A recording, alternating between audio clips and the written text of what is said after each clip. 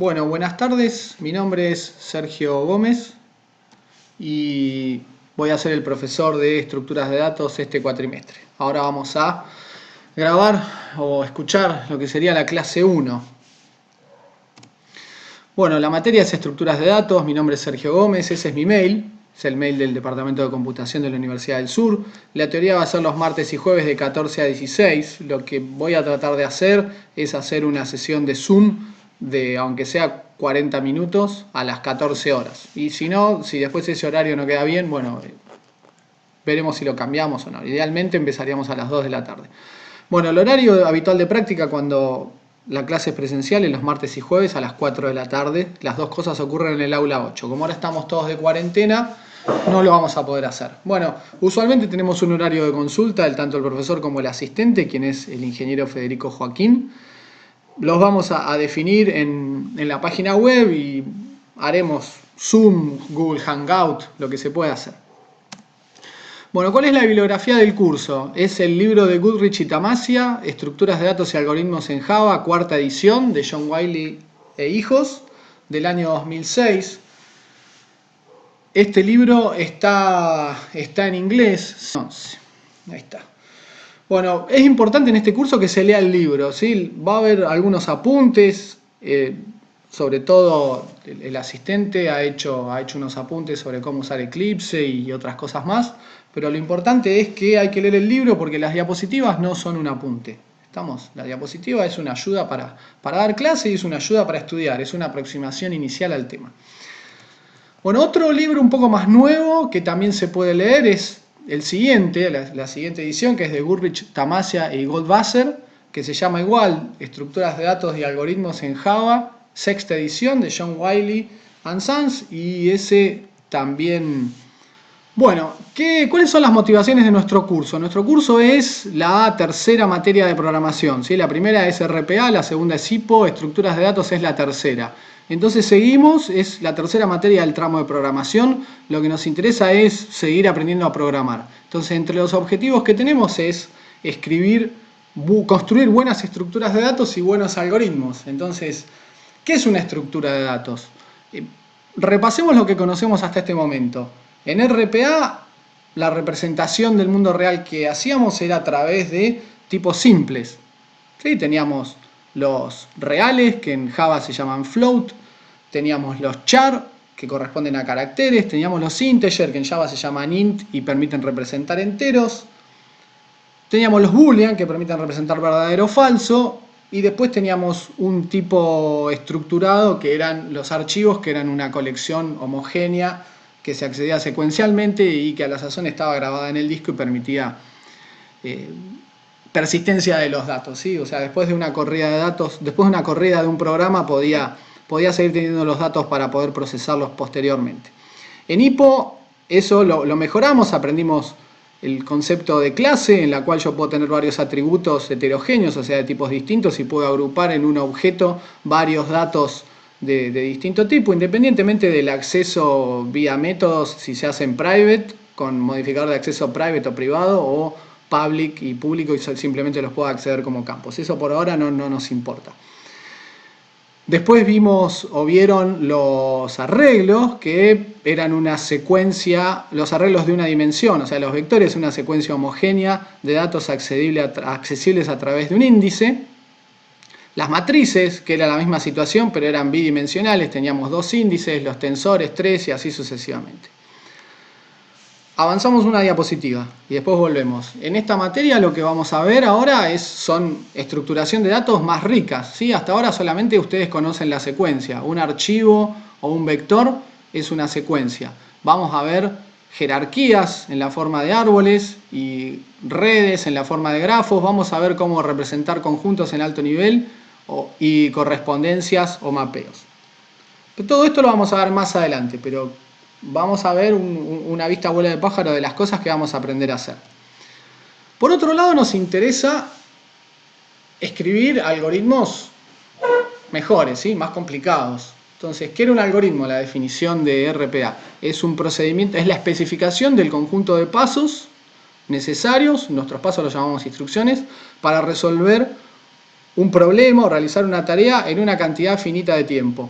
Entonces, esa definición de procedimiento efectivo no va a cambiar, nos va a interesar que un programa, la ejecución de un programa termine, pero además ahora vamos a poner otras restricciones, vamos a poder cuantificar la cantidad de tiempo que toma un programa con una herramienta que se llama orden del tiempo de ejecución y nos va a interesar que ese tiempo sea lo más pequeño posible, donde la noción de qué es pequeño, qué es grande, lo vamos a ver en otra clase. Por ahora no nos hacemos mucho problema.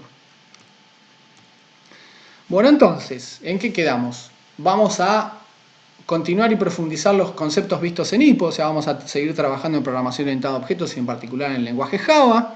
Vamos a aprender las estructuras de datos fundamentales, las cuales a vuelo de pájaro les mostré en la gráfica anterior cuáles eran. Dado un problema, vamos a ver cómo elegir la mejor estructura de datos para ese problema. Vamos a estudiar los algoritmos asociados a las estructuras de datos. Lo mismo que hacíamos en RPA, o sea, cuando en RPA dábamos el tipo file, veíamos cómo crear un archivo, cómo buscar secuencialmente un elemento en un archivo, cómo modificar un dato de un archivo. Lo mismo con vectores, aprendimos cómo crear un vector, acceder a un dato, recuperar un dato, cambiar un dato, buscar un dato, ordenar un arreglo. ¿Sí? Entonces, cuando demos, por ejemplo, árboles, vamos a aprender los algoritmos asociados a árboles. Y después, como les decía recién, vamos a estudiar una herramienta matemática que se llama orden del tiempo de ejecución que me va a permitir evaluar cuán bueno es un algoritmo.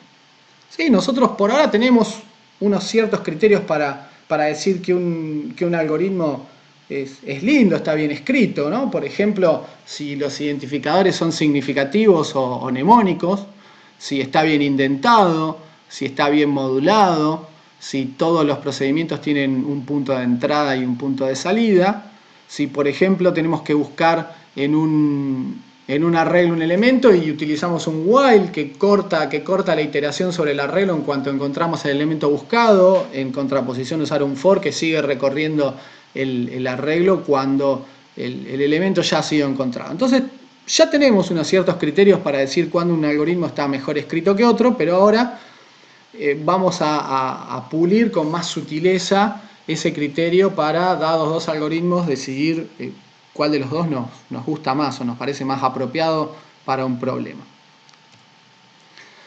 Bueno, vamos a estudiar ahora unos criterios que nos sirven para poner en la perspectiva de cómo evaluar el software que escribimos. Entonces, vamos a seguir utilizando programación orientada a objetos porque nos permite construir software de buena calidad. ¿Cómo evaluar la calidad del software? La calidad del software se evalúa a través de dos criterios, lo que se llaman factores externos de calidad y factores internos de calidad. ¿En qué se diferencian? Un factor externo de calidad es aquel en el cual la característica o la cualidad del software se puede detectar por un usuario sin conocer el código fuente. O sea, yo lo utilizo el programa y puedo decir si cumple un cierto criterio o no. Y por otro lado tenemos los factores internos de calidad, que son aquellos que se miden a través de o mirando el código fuente. Los que hablábamos hace un rato, como decir el programa está bien indentado, los identificadores son mnemónicos, ahí estábamos hablando de legibilidad, es un factor interno de calidad. Bueno, ¿cuáles son los factores de calidad que nos van a interesar? Primero, la correctitud, o sea, yo tengo una especificación que en el contexto de las materias RPA, HIPPO y estructura de datos es un enunciado de un problema. En las materias posteriores van a aprender que cuando uno sale a programar en forma industrial no hay un enunciado, uno lo que tiene es un cliente, lo va a ver y a partir de ahí se hace una especificación de requerimientos y surge de alguna forma el enunciado del problema que tengo que resolver en última instancia programando un sistema. Pero por ahora la especificación de un programa es un enunciado.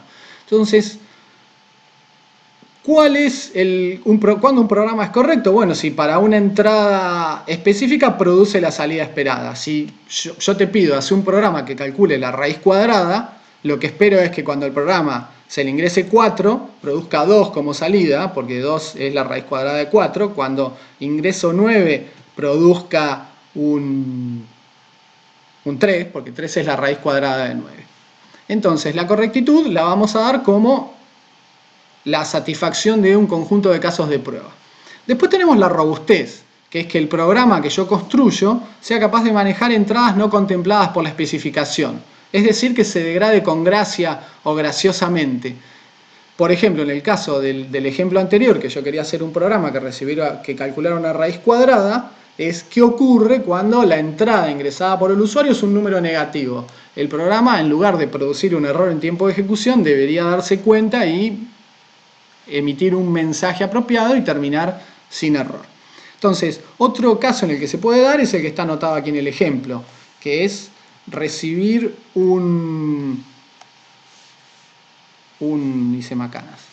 es recibir un string cuando se espera un entero. Esto, por ejemplo, es un factor crítico en aplicaciones industriales. Yo, si hago un programa que controla un avión que está despegando, o una caldera, o un reactor nuclear, no me puedo dar el lujo de que ese programa termine con un error de ejecución en un momento muy importante, cuando, por ejemplo, el reactor se calentó o el avión está despegando. ¿Qué es otro factor? Es la extensibilidad, es la capacidad de agregarle funcionalidad al software. La programación orientada a objetos para eso nos viene bárbaro, porque a través de la noción de subclase uno puede agregarle funcionalidad a un programa o una clase que ya tiene construida. Ya sea agregando atributos o agregando métodos o redefiniendo métodos. Después tenemos la portabilidad, que es la habilidad del software de correr con mínimo cambio en otra plataforma de hardware o sistema operativo. Entonces, Java para eso es ideal. Java es multiplataforma, un programa hecho en Java, en teoría corre en Windows y corre en Unix, y podría modificar la interfaz de usuario para, por ejemplo, hacerlo correr en un teléfono celular. Después, otro factor de calidad es la reusabilidad, que es la capacidad de usar el código en la construcción de otros programas. Ustedes vieron que en Java, a través de la sentencia import, pueden reusar código que ya tienen escrito. Entonces podríamos separar la construcción de un sistema de software entre un equipo de programadores. Cada uno programaría una parte y cuando necesito integrar todas esas partes programadas, lo hago a través de la sentencia import. Después viene lo que más nos interesa en este curso, o uno de los puntos más importantes de este curso, que es la eficiencia. La eficiencia se define como la capacidad del software de requerir pocos recursos de cómputo. ¿Cuáles son los recursos de cómputo que tenemos? Son dos: el tiempo de CPU y la memoria. Entonces, lo ideal es que un programa utilice la menor cantidad posible de tiempo de CPU, lo cual nosotros vamos a caracterizar con el orden de tiempo de ejecución, y la menor cantidad posible de memoria.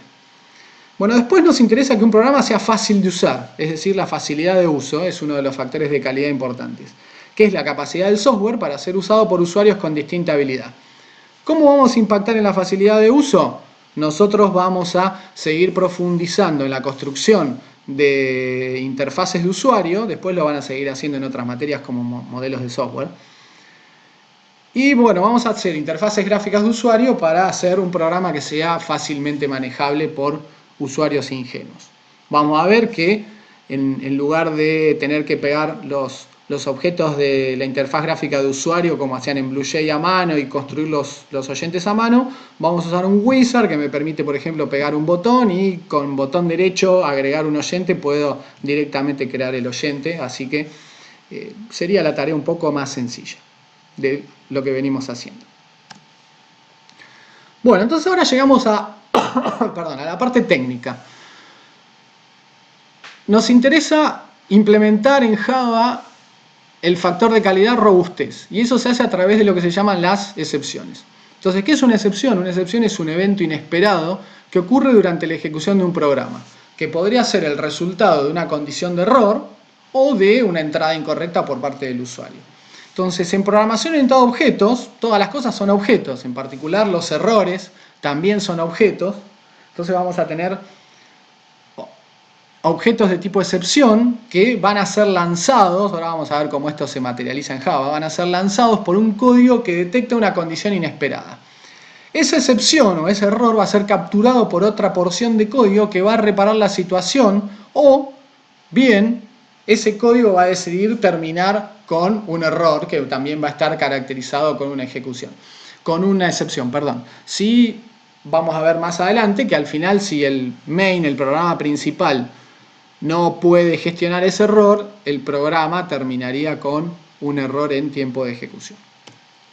Bueno, entonces, nosotros vimos que en RPA la estructura de control, que es aquella que determina el flujo, las estructuras de control determinaban el flujo de instrucciones en la CPU. ¿Sí? La estructura de control más sencilla es la secuencia, las instrucciones se ejecutan de arriba hacia abajo una vez cada una. Después podíamos elegir o no ejecutar un bloque de instrucciones u otro bloque de instrucciones con un if then else. Entonces, en base a una condición ejecutaba el bloque then o el else. Después podía elegir con un for ejecutar, pensando en Pascal, un bloque de instrucciones un número fijo de veces. Después con el while podía elegir ejecutar un bloque en forma condicional. Digo en Pascal lo del for porque el for de Java es una abreviatura para el while. Después teníamos el repeat until en Pascal, que en Java se traduce como un do while, que también permitía ejecutar condicionalmente un bloque de sentencias. Y después teníamos llamados a procedimientos y funciones, y además teníamos un condimento más, que era el uso de recursividad, que es cuando un procedimiento o función se invocan a sí mismos, directa o indirectamente. O sea, si yo tengo un procedimiento A que invoca uno B, que invoca uno C, y C vuelve a invocar a A, tengo lo que se llama recursión mutua. ¿Estamos? Entonces la invocación a sí mismo puede ser directa o indirectamente. Bueno, entonces ahora tenemos un nuevo tipo de estructura de control que se llama try catch. Y se escribe así: try, intentá, en inglés, ejecutar este bloque que está entre llaves, donde tengo sentencias que no producen error, y en algún lugar puedo tener una sentencia que puede producir un error. Después podría tener otras sentencias que se van a ejecutar en el caso que esta sentencia de aquí no produzca error. Pero en el caso en que esta sentencia que produzca error produce un error, el flujo de control se va a desviar a este catch.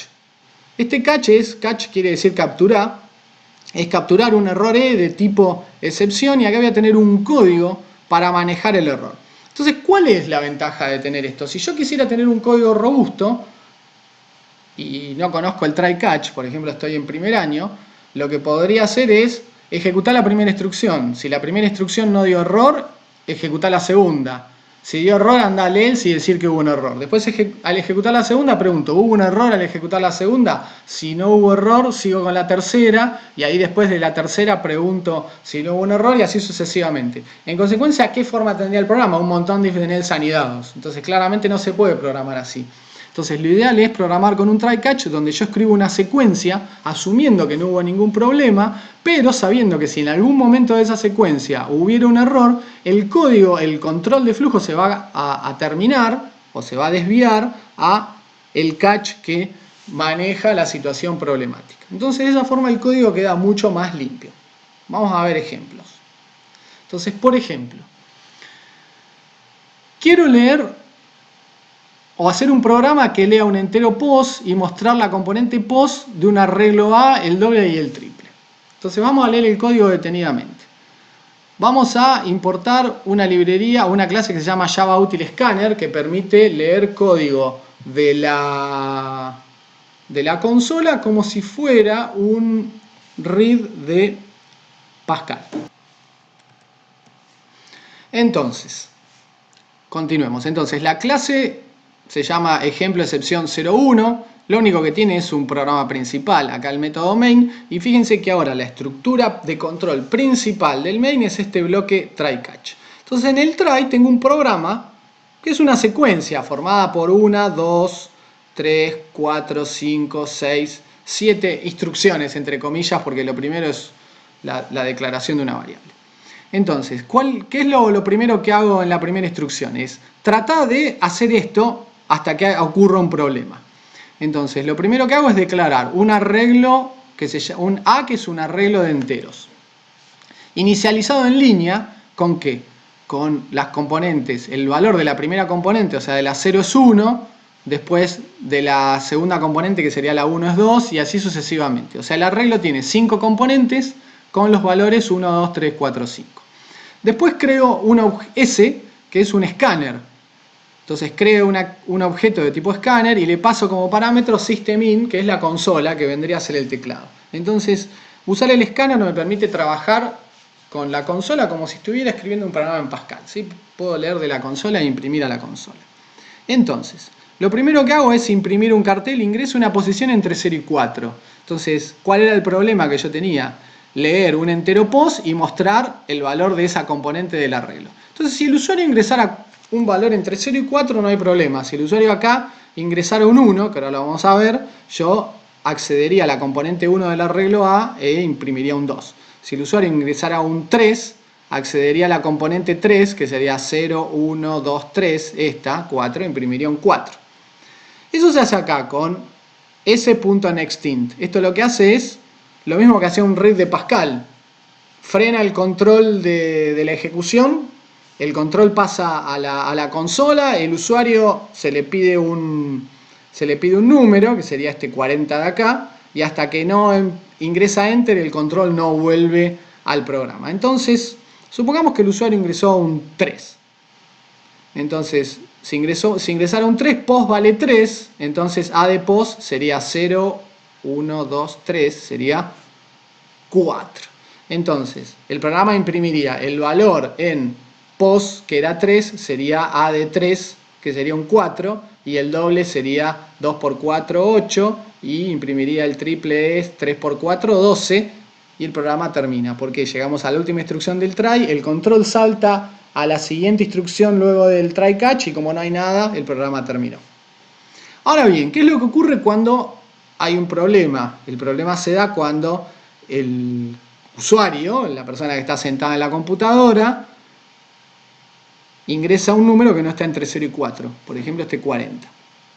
Entonces, se imprime el cartel, ingresa una posición entre 0 y 4, el control pasa a la consola, se queda titilando el cursor y el programa el programa pide un número. Entonces el usuario ingresa 40. Entonces, ¿qué es lo que pasa? Post vale 40, leí un número, no hay problema, y cuando se quiere ejecutar este print line se debe calcular A de post, pero A de 40 es una posición inválida del arreglo A. Entonces la ejecución de este print line no se termina de completar, hay un error, entonces nunca se imprime nada. Entonces, ¿qué es lo que ocurre? El control salta directamente aquí, al catch. Entonces en el catch, si vemos lo que dice el código, dice que tenemos una excepción E de tipo array, index, out, of, bounds, exception. ¿Sí? Acá tenemos un identificador de Java, como ya vienen conociendo en Hippo, que los identificadores de Java son como un tren de carga, ¿sí? Son un montón de palabras todas pegadas. Entonces, ¿esto cómo se traduce? Como excepción de índice de arreglo fuera, out of, de rangos. Entonces, esa es la excepción que ocurrió allá. Alguien quiso acceder a una posición del arreglo que es inválida. Entonces, esto es una instrucción inválida, el control se corta y se salta aquí. Entonces, el manejo del error consiste en imprimir este cartel, system out print line, valor fuera de rango, que es lo que ocurre acá en esto, que es una captura de la pantalla de la ejecución.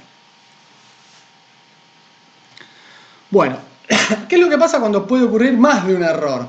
Cuando asociado a un bloque de código en un try tengo más de un error, lo que tengo que hacer es poner varios catch. Entonces, fíjense que tengo un try, un grupo de instrucciones, un catch para un error de tipo excepción 1, el código para manejar ese error, otro catch para un tipo de excepción 2, que también se llama E, el código para manejar ese E. Este E de acá es local a este bloque que empieza en este delimitador y termina en este de aquí. Y después tengo una novedad nueva que probablemente no necesitemos, pero bueno, es como es el bloque try catch de Java, que se llama finally, donde quiere decir finalmente ejecuta este código que siempre se va a ejecutar.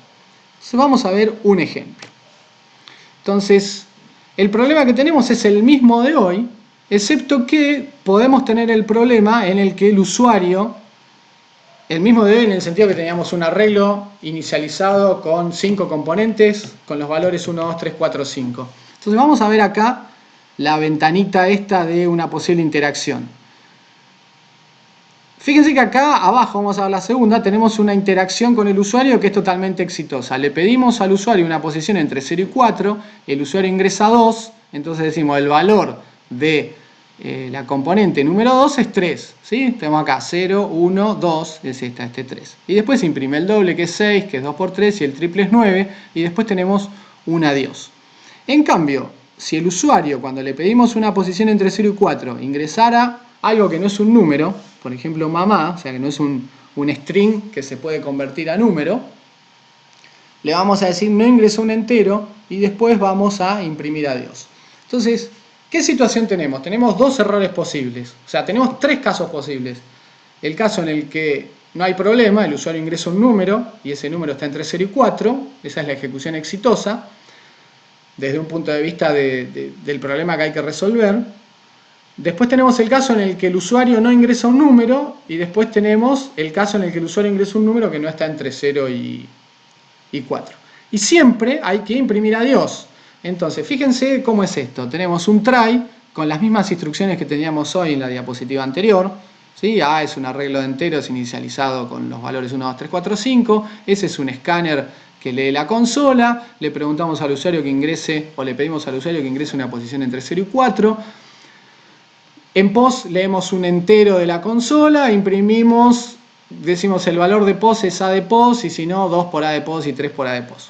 Pero fíjense, ahora tenemos dos tipos de errores. Tenemos el de hoy, Array Index Out of Bound Exception y Input Mismatch Exception. Este Input Mismatch Exception es el tipo de error que se da cuando en un nextInt el usuario o cuando un escáner quería recuperar un entero de la consola y recupera otra cosa. Podría ser un real, podría ser una letra, podría ser un string, como este caso.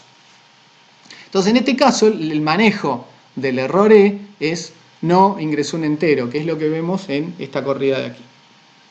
Sin embargo, el programa, fíjense, en las dos corridas, imprime adiós. Entonces, ¿qué es lo que pasa?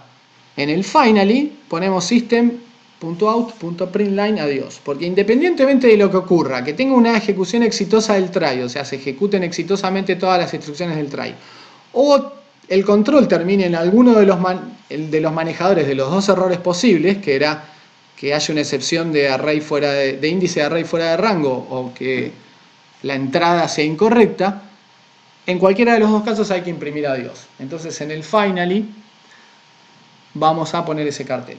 En la práctica, ¿para qué se usa el finally? Yo en los lugares que lo he visto usado es, por ejemplo, cuando uno quiere acceder a una base de datos y uno accede a la base de datos y se conecta e independientemente de lo que ocurrió con el programa que usa la base de datos hay que desconectarse. Pero eso es un problema que van a ver recién en materias de más adelante. Bueno, hasta ahora vimos excepciones propias de Java. ¿Qué es lo que ocurre cuando yo quiero tener o programar una excepción o estoy programando un código y tengo un error que es mío? ¿Estamos? Del código que escribí yo. ¿Cómo lo caracterizo para avisarle al cliente que me usa, o sea, que está usando la clase que yo programé, que ocurrió algo malo? Entonces, lo que voy a hacer es utilizar la clase exception de Java y voy a crear excepciones que sean subclases de esa clase. Entonces, tengo que saber varias cosas. Lo primero es, le tengo que avisar al cliente que me invoca, o sea, que invoca un método de la clase que yo estoy escribiendo, que ese método puede producir un error. Entonces, ahora la sintaxis de un método, que antes tenía el método, tenía un nombre y tenía un tipo de retorno y una lista de parámetros formales, le vamos a agregar algo, que es esto de aquí. Vamos a decir que ese método puede lanzar una clase, puede lanzar con throws un error de tipo excepción.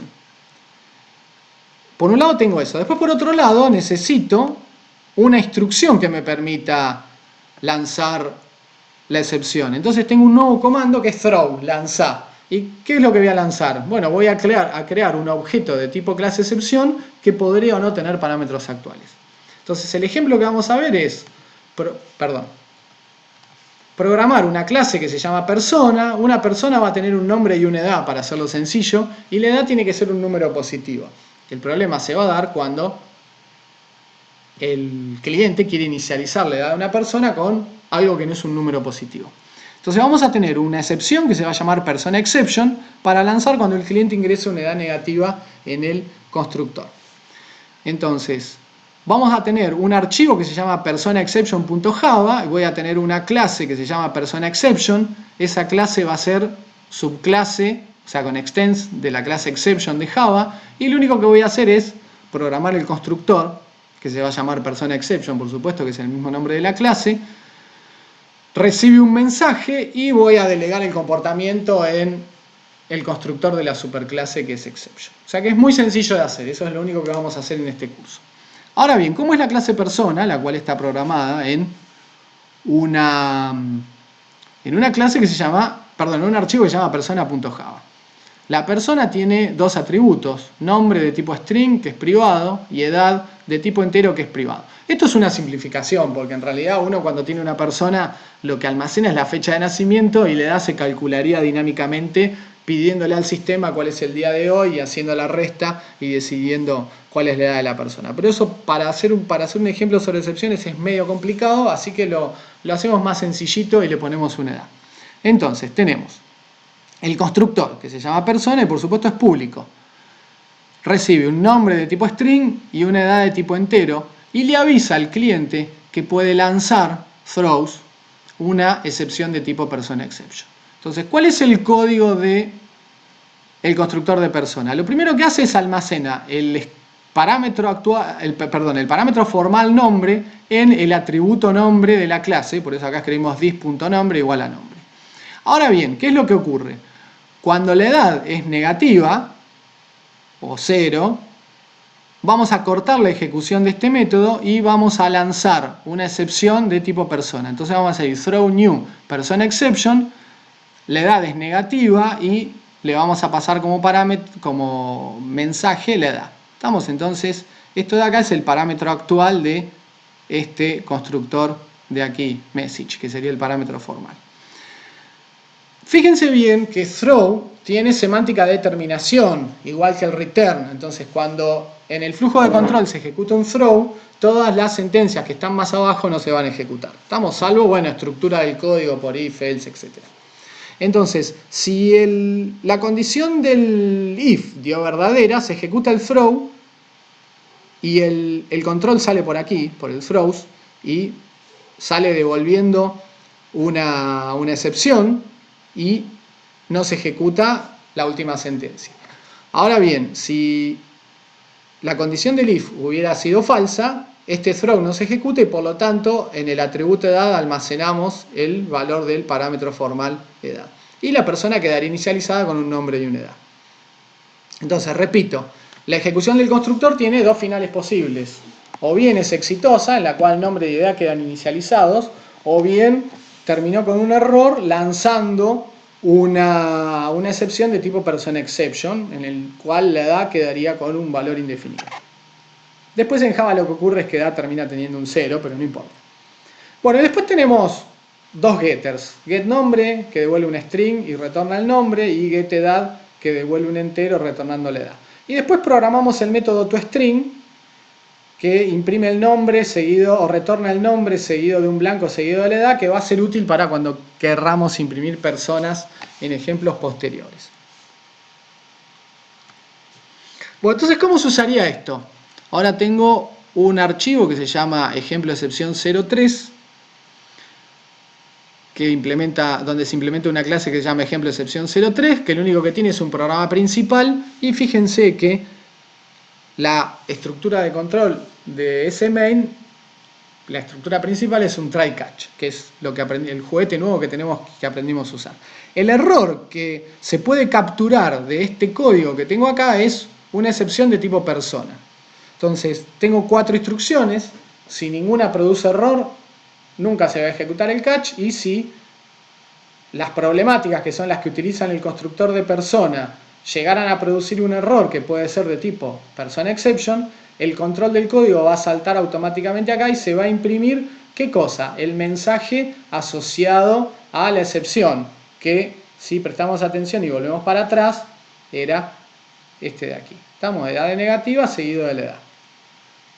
Entonces, ¿qué es lo que pasa acá? La primera instrucción es, tengo una variable P de tipo persona y le asigno un objeto de tipo persona que tiene como nombre Juan y edad 30. Entonces, como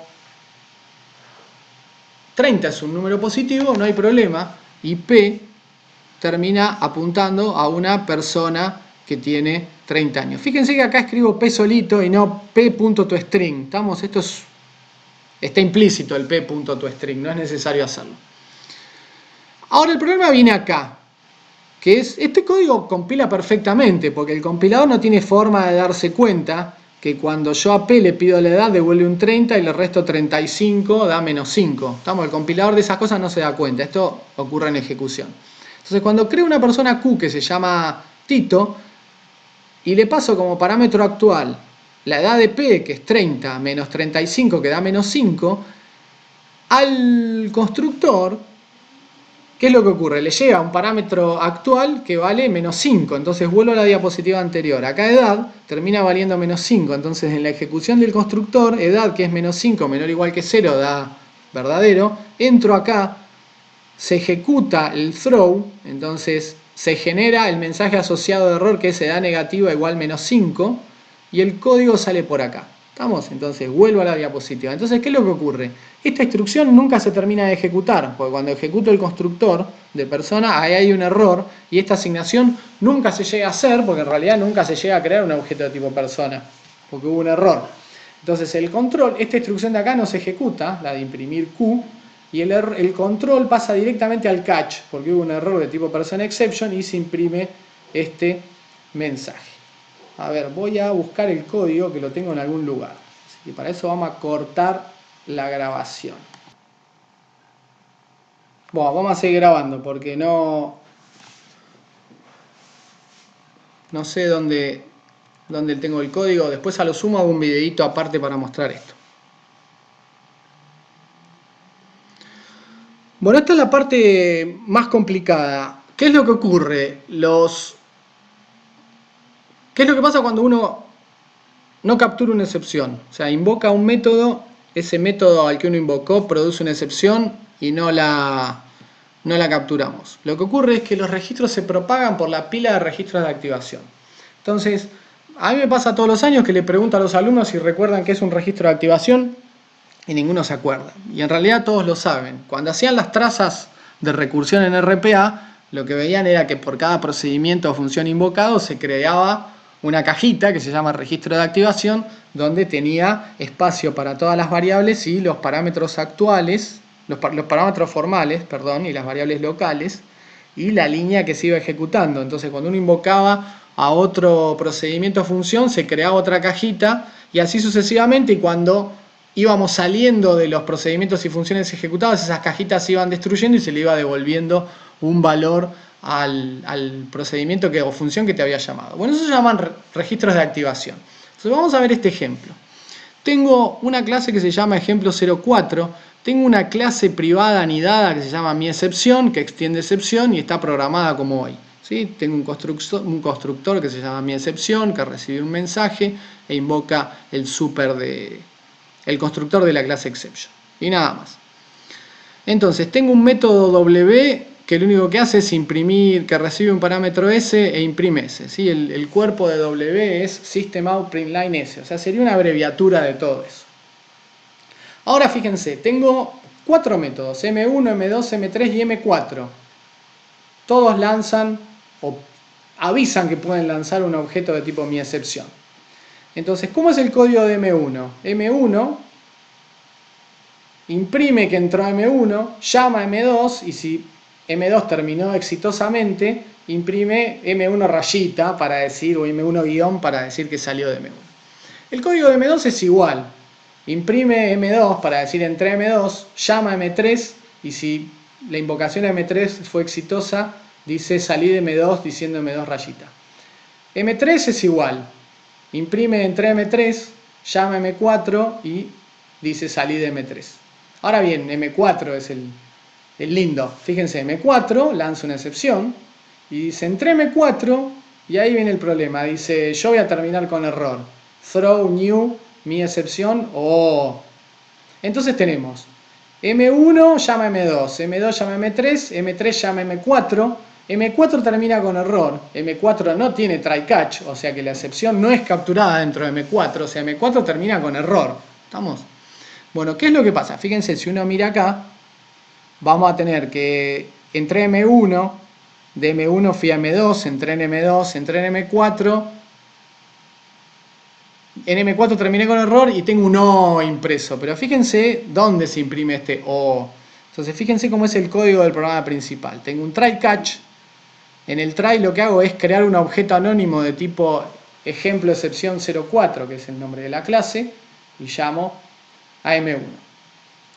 Entonces M1 llama a M2, M2 llama a M3, M3 llama a M4, M4 dice yo me voy a clavar, ¿sí? Me cuelgo, termino con un error. Hablando en jerga informal de computación, ¿sí? Se colgó el programa, se clavó el programa. Entonces termina con error, M4 se cuelga. ¿Estamos? Entonces, ¿qué es lo que pasa? M4 no tiene try catch, entonces le pasa el control a M3, que es el que lo llamó.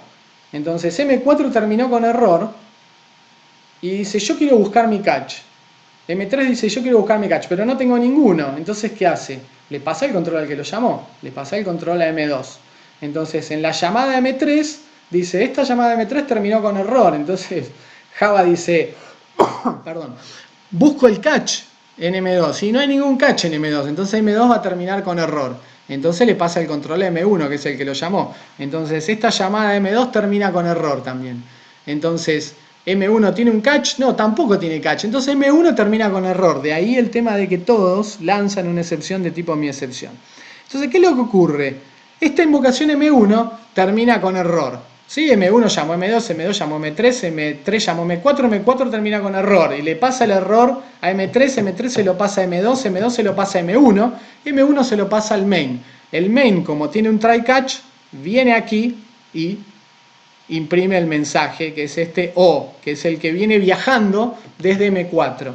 Entonces, de esa forma, voy comunicando los errores a través de la pila de registros de activación hasta que encuentre un manejador del error adecuado. Después nosotros vamos a ver esto, cómo lo vamos a utilizar, pero recién faltan 2 clases para aplicar esto. Pero bueno, hay que empezar a ver la parte técnica para cuando la tengamos que usar. Bueno, ahora la parte técnica.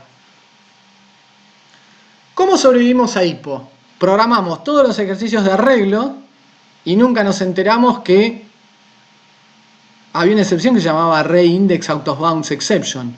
O leí datos de la consola y nunca me enteré que había una excepción que se llamaba Input Mismatch Exception. Bueno, lo que ocurre es eso, es que hay excepciones que se llaman checked y otras unchecked. Las unchecked, como Array Index Out of Bounds Exception, se llaman unchecked porque el programa va a compilar aunque el cliente no tenga un try catch. Esto ocurre con todas las excepciones de la clase Runtime Exceptions. Runtime Exception, como estas de aquí y como las que podrían haber aparecido en Hippo cuando se mandaban una macana en el código. Las excepciones, como la que acabamos de crear nosotros, que se llama Persona Exception, se llaman checked, porque el programa cliente, o sea, el cliente que invoca a una operación que puede lanzar una Persona Exception, no va a compilar si no hay una try catch, no hay un try catch que la puede capturar. O escribe el throws en el encabezado del procedimiento. Bueno, entonces, otra cosa que hay que tener en cuenta es que las excepciones se estructuran en una jerarquía de herencia. Es decir, ¿qué es lo que ocurre cuando tengo múltiples catch? Las excepciones se van a comprobar en forma secuencial hasta que el tipo de la excepción lanzada conforme al tipo de la excepción declarada en el catch y recién en ese momento se ejecuta este último bloque catch. Entonces, la receta es que hay que estructurar los catch de excepción más específica, más general. Entonces, por ejemplo, fíjense, tengo que hacer esto, tengo que escribir try, un código que puede lanzar una excepción, capturar una IO exception, procesar la excepción de entrada-salida y después, más abajo, escribir un catch para capturar una exception. Si yo esto lo pongo al revés, como una IO exception es una exception, voy a entrar directamente acá y no voy a capturar el error. ¿Estamos? O sí, lo voy a capturar, pero con un manejador más general, que no me interesa. Bueno, ¿cuáles son, por completitud, cuáles son las excepciones más comunes de Java? Son la arithmetic exception, por ejemplo, cuando se ocurre una división por 0, array index out of bound exception, el índice de arreglo fuera de límites, class cast exception, cuando hago un cast inválido, esto lo vamos a utilizar, index out of bounds exception, algún índice de array fuera de límites, negative array size exception, esto es cuando creo un array con un tamaño negativo, null pointer exception, cuando tengo una referencia y hago punto a un método y ese objeto era nulo, number format exception, tengo una conversión inválida de string en número, o string index out of bounds, cuando quiero acceder a una posición de un string que no existe. Nosotros terminaremos usando unas pocas, class cast exception y null pointer exception, son las más comunes. Pero por ejemplo, no sé, en try, cuando vemos el tema try a fin de cuatrimestre vamos a usar strings. Si te mandás una macana trabajando con un string, podés terminar capturando una excepción de estas.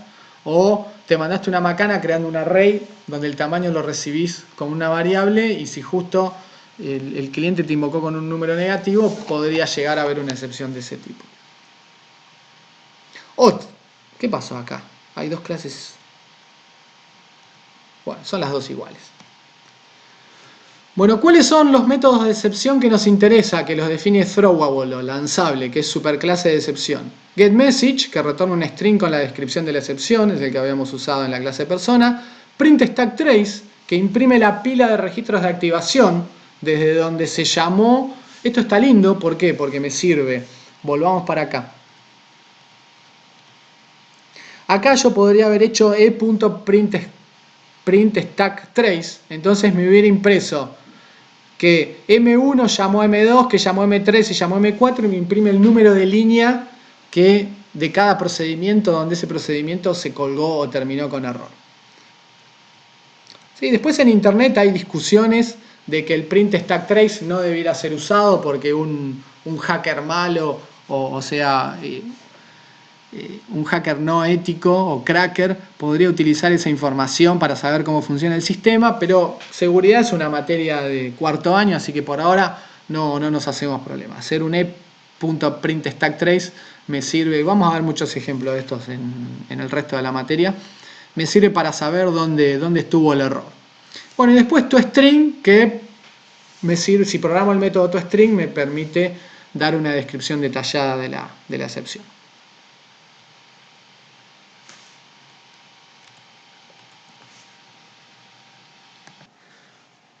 Bueno, entonces, en esta clase lo que estamos viendo son aquellas características de Java que no terminamos de ver en Hippo y que vamos a necesitar para programar todas las cosas que queremos aprender en esta materia. Entonces, por un lado, una era la gestión de errores.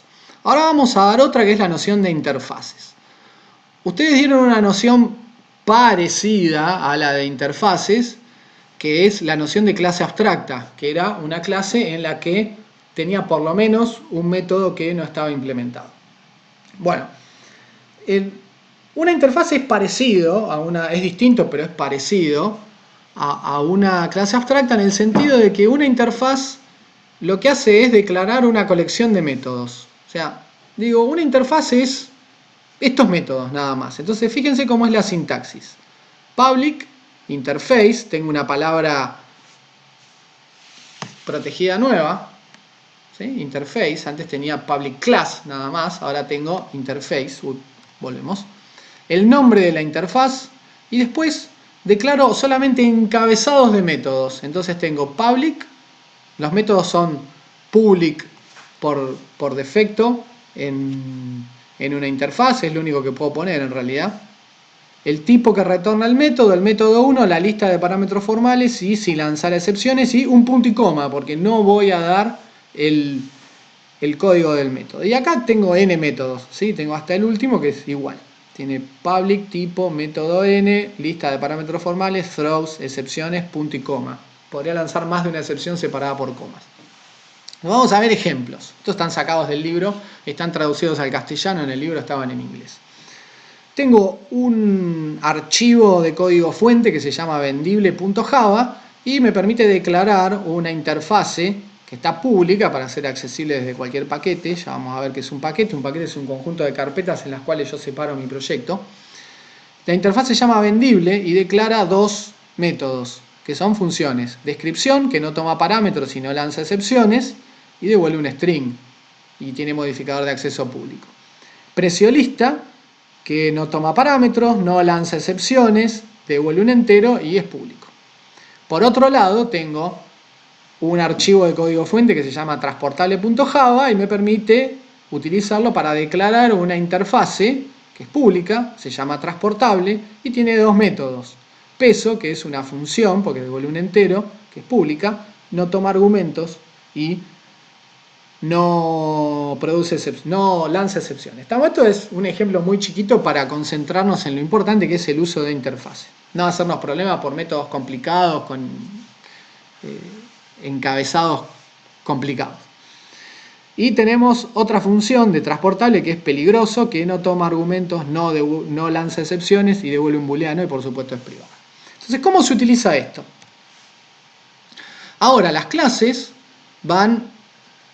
Por supuesto puedo escribir clases que no implementen interfaces, pero este es el juguete nuevo que tenemos. Nos va a interesar tener clases que implementen una interfaz. Entonces, una clase que implemente una interfaz debe implementar todos los métodos provistos por la interfaz. Entonces, ahora la sintaxis va a ser public, class, mi clase es el nombre de la clase, y vamos a tener una palabra reservada nueva que es implements. ¿Sí? Antes teníamos extends solamente para la noción de clase, de subclase. Ahora vamos a tener extends si quiero extender una clase que ya está programada e implements si quiero implementar una interfase. Además las puedo combinar en la misma declaración. Volvamos. Entonces, acá especifico el nombre de la interfaz que quiero implementar. Entonces, tendré o no una lista de atributos para la clase. Voy a tener un constructor con su código y acá voy a tener que implementar los n métodos de la clase de la interfaz, nombre interfaz, cada uno con su código. Entonces fíjense que ahora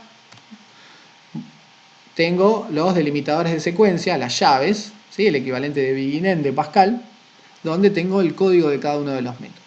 Entonces es diferente a una clase abstracta. Cuando yo tenía una clase abstracta, lo que tenía que hacer era implementar los métodos, o es parecido en ese sentido a una clase abstracta, y si me quedaba por lo menos un método sin implementar, mi clase iba a ser abstracta. Ahora acá esa libertad no la tengo. Si yo implemento una interfaz, tengo que darle el código de todas las interfaces. Bueno, en UML, ¿cómo se escribe esto? Voy a tener una cajita, igual que como tenía para las clases, con el nombre de la interfaz, pero ahora arriba o al costado o abajo se escribe interface entre dos menores y dos mayores. Y los encabezados de las operaciones. Y cuando tengo una clase con atributos y la implementación de los métodos, voy a tener esta nueva relación que es parecida a la de subclase, pero, o sea, tiene el triangulito, pero la línea está punteada y eso quiere decir que esta mi clase implementa nombre interfaz. Eso lo vamos a recontra utilizar en el resto de la clase. De la materia. Entonces fíjense un ejemplo. Ahora volvamos para repasar. Teníamos la interfaz vendible que tenía descripción y precio lista. Entonces voy a implementar la clase fotografía, la cual está en un archivo de código fuente que se llama fotografía.java, que implementa la interfaz vendible. Una fotografía tiene tres atributos: descripción de tipo string, precio de tipo entero y color de tipo boolean, que son los tres privados. Eso quiere decir que el cliente no puede acceder a esos atributos directamente, sino a través de los getters o setters si los hubiera, que acá no los hay. Entonces el constructor se llama fotografía, es público y recibe desc, que es un parámetro formal que va a contener la descripción, p, que va a contener el precio, y un booleano c que va a contener el color. Entonces el constructor hace en el qué acciones toma, qué comportamiento tiene asociado. En el atributo descripción asigna desc, en el atributo precio asigna el valor de P y en el atributo color asigna C. No tiene mucha ciencia. Acá lo que tenemos que hacer es brindar la implementación de los dos métodos de la interfaz vendible, que eran descripción y precio lista, exactamente igual a como están descritos en la interfaz vendible. Entonces, la implementación de descripción va a ser algo muy sencillo, retornar el valor del atributo descripción, y la implementación de precio va a ser retornar el valor de precio lista. Y la implementación, fíjense que acá tenemos un método nuevo. Este método no estaba en la interfaz vendible, entonces podría no estar en fotografía. Entonces puedo agregar todos los métodos que considere necesario, en particular color, que devuelve un booleano y que retorna el atributo de color. Bueno, entonces, ¿cómo sería esto que acabamos de hacer en la forma de diagrama UML? Tendría la interfaz vendible, que tiene dos métodos públicos, por eso le pongo un más, que son descripción, que retorna un string, y precio lista, que retorna un entero. Acuérdense que la sintaxis de UML es Pascal-like, o sea, no Java-like. Fotografía es una clase que implementa la interfaz vendible y tiene tres atributos: descripción, precio y color, cada uno con sus tipos, y son privados. Por eso puse un menos. ¿Sí? El protected se escribe con un numeral, que es ese símbolo tatetí que tienen arriba del 3 en el teclado. Pero por ahora no lo necesitamos. Bueno, avanzamos. ¿Qué es lo que me permite hacer las interfaces que no me permiten las clases abstractas? Me permiten implementar más de una interfaz. Entonces, si yo tengo una clase que se llama ítem empacado, un ítem empacado es algo que es vendible y es transportable. Entonces, si yo quisiera hacer esto con herencia múltiple, en Java no lo puedo hacer. En otros lenguajes, como C++, sí se podría hacer. Java es un lenguaje que se creó después de C++ y resuelve muchos problemas que tenía C++. Como por ejemplo, ¿qué pasa si vendible y transportable tienen el mismo método? ¿Cuál es el que se ejecuta cuando yo estoy dentro de la clase? Entonces con interfaces eso no ocurre. Bueno, en realidad vendible y transportable podrían tener el mismo método, así que habría que ver cómo lo resolvemos. Bueno, pero por ahora hagamos algo sencillo. Tenemos la clase ítem empacado que implementa dos interfaces, están separadas por comas: la interfaz vendible y la interfaz transportable. Habría que dar los atributos, el constructor, implementar todos los métodos de las dos interfaces e implementar cualquier método adicional que yo quisiera implementar. Pero la cosa es más complicada también. Yo puedo tener herencia múltiple de interfaces. Entonces podría crear una interfaz que se llama ítem asegurable, que extiende las interfaces vendible y transportable, agregando un método más que se llama valor asegurado. Esto no pretendo que se tiren por la ventana ya y les agarre el ataque de pánico el primer día de estructura de datos, porque esto es una característica de Java que vamos a necesitar, pero la vamos a utilizar una vez en la clase número 13 o 12, así que no desesperen, que falta mucho para utilizar esto. Bueno, desde un punto de vista filosófico, ¿cuáles son las ventajas del uso de interfaces? Al usar una interfaz uno especifica qué debe hacer una clase, pero no cómo debe hacerlo. Las interfaces no hacen suposiciones de cómo serán implementadas. Una vez que se define una interfaz, esta puede ser implementada por cualquier número de clases. Implementar una interfaz requiere implementar todos los métodos definidos por la misma. Brindan una forma limitada y segura de herencia múltiple, porque una clase puede implementar una interfaz. Las interfaces están pensadas para soportar la resolución de métodos en tiempo de ejecución. Esto se puede lograr con clases abstractas también, o sea, con lo que aprendimos en HIPPO, pero las mismas deberían estar más y más arriba en la jerarquía de herencia, oscureciéndola. Este problema se evita con las interfaces, ya que dos clases no relacionadas pueden implementar la misma interfaz. Bueno, vamos a hacer una pausita, así tomo un vaso de agua. Bueno, ahora vamos a revisar cuáles son las reglas de asignación cuando, además de tener clases, tenemos interfaces. Entonces recordemos qué fácil que era nuestra vida en RPA. En RPA a un char le podía asignar solamente un char, a un entero le podía asignar solamente un entero, porque no le podía asignar un real, o sea, cuando tenía que asignarle un real tenía que usar trunc o round. A un boolean le podía asignar un boolean solamente, y a un real le podía asignar otro real, o le podía asignar un entero, que era en el único momento donde ocurrió una conversión de tipo entero en float. Entonces cuando asignaba, no sé, al real, le asignaba a una variable real, le asignaba un 3, ese 3 se convertía en 3.0 y se asignaba en el real. Era muy sencilla nuestra vida. En HIPPO la cosa se complicó. Si teníamos dos objetos de una clase no había problema en mezclarlos, pero los problemas se empezaban a dar cuando teníamos que mezclar objetos de una clase con otro objeto de una superclase o de una subclase. Entonces vamos a ver y vamos a pegar una repasada. A ver.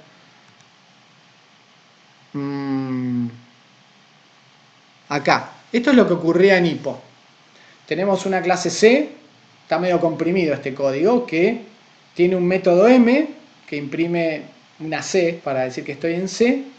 Tengo una clase D que extiende la clase C y tiene redefine el método M diciendo estoy en D ahora. Esto es muy sencillo. Y tengo una clase ejemplo que lo único que tiene es un main, un programa principal. Creamos dos variables, A de tipo C y B de tipo D.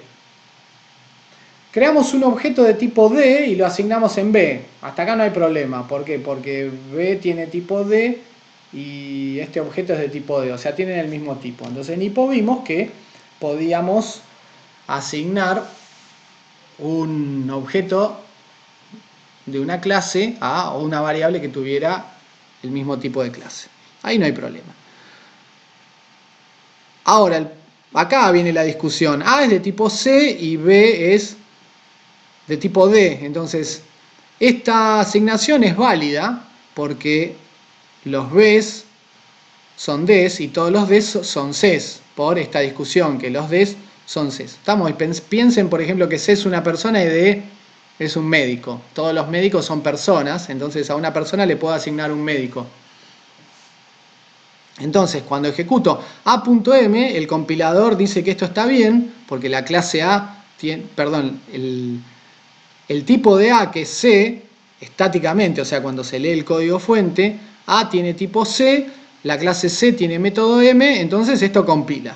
Ahora, en ejecución, el tipo dinámico, entre comillas, de A es B, porque A está apuntando a B, que donde B es un objeto de tipo D. Entonces, en ejecución, el método que se ejecuta es este de aquí, ¿sí? D. Y ahí no hay problema. Entonces, eso es lo que aprendimos en HIPPO. Vamos a leer cuál era la teoría de eso. Supongamos que A quiero asignar B en A. Supongamos que A es de tipo U y B es de tipo T. Es válido asignar cuando A y B son del mismo tipo de clase o interfaz. O sea, en HIPPO era el caso que los dos tienen la misma clase. Ahora también lo extiendo a cuando los dos son del mismo tipo de interfaz. No hay problema. Ahora, ¿qué es lo que pasa cuando T es más amplio que U? Se produce una conversión. ¿Sí? Entonces, T y U son nombres de... ¿Cuándo ocurre la conversión? Cuando T y U son nombres de clases y U es superclase de T. ¿Sí? Es lo de hoy. U es una persona y T es un médico. Entonces, puedo hacer la asignación. O T y U son interfaces y U es superinterfaz de T. Es la misma situación. U es una interfaz que es más general que T, no hay problema.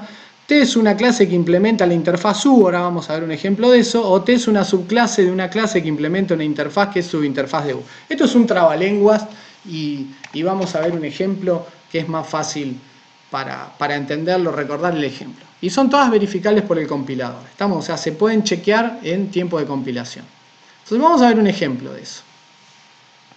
Una asignación válida, que sería el extremo de lo que vamos a usar en nuestra materia. A es de tipo interfaz y B es el tipo de una subclase de una clase que implementa una subinterfaz del tipo de A. O sea, puedo escribir AB. Esta es la última regla, que era la más complicada. Tengo una interfaz I, que tiene un método M. Tengo una interfaz J, que extiende la interfaz I y supongamos que no agrega métodos, o agrega métodos que no nos interesan, que no vamos a ejecutar. Después tengo una clase C que implementa J y da la implementación del código de M. Y después tengo una clase D que es subclase de C y redefine M. Entonces, fíjense, tengo I, J, C y D. Entonces, si tengo las siguientes declaraciones. A es una variable de tipo interfaz. B es una variable de tipo D. ¿Es posible escribir A igual a B? Sí. ¿Y es posible escribir A.M? Sí. ¿Por qué es posible hacer esto? Ahora vamos a ver un ejemplo en la siguiente diapositiva. Puedo hacer esto porque B larga es de tipo D, D subclase de C, C implementa J, J es subinterfaz de I. Entonces no hay problema. ¿Sí? O sea, es como en HIPPO, que veían un diagrama de herencia y se asignaba de abajo para arriba, no había problema. Acá es lo mismo. ¿Y puedo escribir A.M? Sí puedo escribir A.M. ¿Por qué? Porque el tipo de A es I.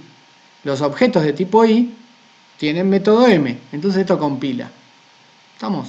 En ejecución, el método M que se va a ejecutar, ¿cuál va a ser? Y el método de C, si A tuviera tipo... Si B tuviera tipo... si el objeto al que apunta A tuviera tipo C, se ejecutaría este M. Y si tuviera tipo D, se ejecutaría este M. Eso se hace por resolución dinámica. Vamos a ver el código acá. A ver, tenemos una interfaz I, que tiene un método M. Tenemos una interfaz J, que extiende la interfaz I, tiene un método M. Tenemos la clase C que implementa J y da la implementación del método M es estoy en M de clase C.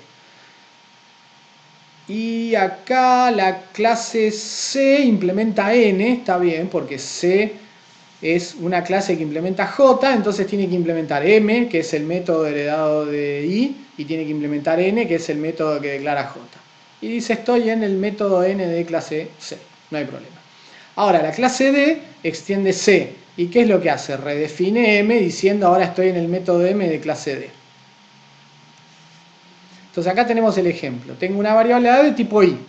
A es una variable de tipo interfaz. Tengo una variable B de tipo D.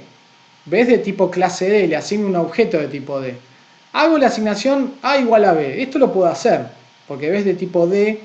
D es una subclase de C. C implementa J, J es una subinterfaz de I. Entonces no hay problema. O sea, fui de abajo para arriba en la jerarquía de herencia. Y ahora, ¿esto lo puedo ejecutar A.M? Sí, compila. ¿Por qué? Porque A es de tipo I y tiene método M. ¿Qué es lo que ejecuta? En ejecución A, la variable A apunta a lo que apuntaba B, que es un objeto de clase D. Entonces el método M que se ejecuta, voy para atrás, es M, este de acá, el de la clase D. Estoy en método M de la clase D. Y A.N no compila, porque a pesar de ¿qué cosa? De que los objetos de tipo D tienen método N, vuelvo de vuelta para atrás, los objetos de tipo D tienen método N porque los objetos de tipo D heredan de C y heredan el método N de C, porque C implementa J que tiene método N. Los objetos de tipo I, de acuerdo al compilador, no tienen método N. Entonces, esto de acá no compila, porque a pesar de que A en ejecución apunta a un objeto de tipo D que tiene método N, es inaccesible en ejecución. ¿Estamos? O en compilación. Bueno, las conversiones de angostura ocurren cuando yo asigno de arriba hacia abajo en la jerarquía de herencia, ¿no? ¿Qué es lo que pasa cuando a un médico le quiero asignar una variable de tipo persona, asumiendo que los médicos son subclase de persona? Entonces, ¿qué es lo que ocurre? Tenía que hacer un casting explícito, a ver si tengo para acá. Ahí está. Entonces, los casos comunes son, tengo A de tipo S y B de tipo T, y quiero escribir, a A le quiero asignar B. Entonces, si T y S son clases, y S es subclase de T,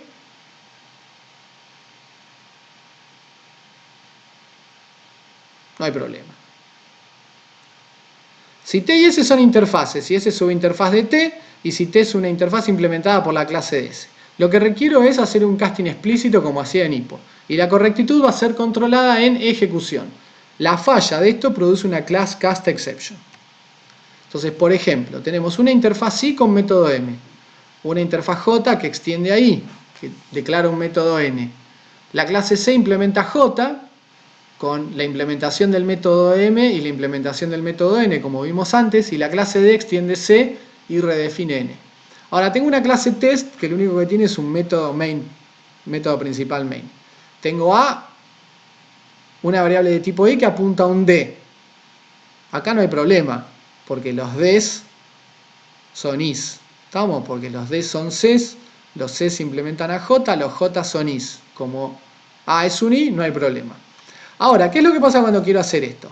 Tengo una variable J de tipo J, o sea acá, de tipo interfase.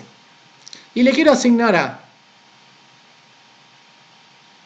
¿Qué es lo que pasa? No puedo hacer esta asignación porque los A's son más específicos que los J's.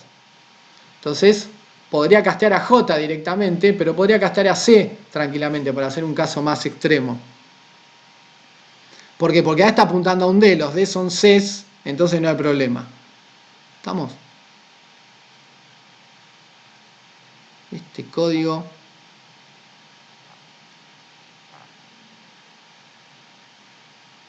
habría que probarlo.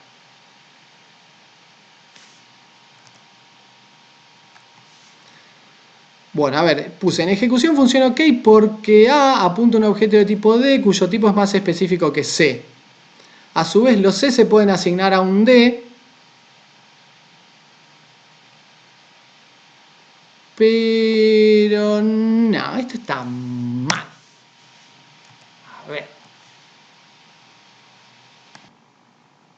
Bueno, a ver, me puse a revisar el programa y en teoría ahora deberíamos estar viendo la pantalla del bloc de notas. Entonces, lo que hice fue pasar el programa. Entonces, tenemos la interfaz I, que tiene un método público M. Después tenemos la interfaz J, que extiende I, tiene un método público N. Tenemos la clase C, que implementa J, o sea, la interfaz J, y tiene que brindar la implementación de dos métodos, M y N. Entonces, decimos... M lo único que dice es imprime que está en M de la clase C y N lo mismo, imprime que está en N de la clase D. Después tenemos que la clase D extiende a C y redefine el método N y el comportamiento es avisa que está en N de D. Entonces, ¿cómo es la clase test? Fíjense que esto es el archivo de código fuente, se llama test.java. ¿Sí? Está todo definido en el mismo código fuente. Entonces tenemos la clase test, que lo único que tiene es un main y crea un objeto A de tipo I, declara una variable A de tipo I y le asigna un objeto D. Entonces acá hay una conversión widening, porque todos los D son Is. ¿Sí? Se convierte de un tipo automáticamente de un tipo más específico en uno más general. Por eso es widening, se hace más ancha. Acá lo que tenemos es una conversión narrowing. ¿Por qué? Porque convierto de un tipo más general a uno más específico. O sea, convierto de A a un J. Pero paso por C por el camino para complicarles la vida a ustedes. Pero ¿qué es lo que ocurre acá? A dinámicamente está apuntando a un D. Pero el compilador me pide que haga un casting porque el tipo de A es más general que el tipo de J. Entonces automáticamente no puedo hacer esta asignación. ¿Sí? ¿Por qué es más general? Porque los J y J es subinterfaz de I. Pero puedo castear a C porque, ¿qué es lo que ocurre? A está apuntando a un D. Entonces en ejecución no hay problema. Y cuando ejecuto esto, ¿qué es lo que ocurre? Imprime C2.m porque J está apuntando a un objeto de tipo D, pero los objetos de tipo D solamente redefinieron N, entonces heredaron M de la clase C, entonces se imprime este mensaje. ¿Estamos?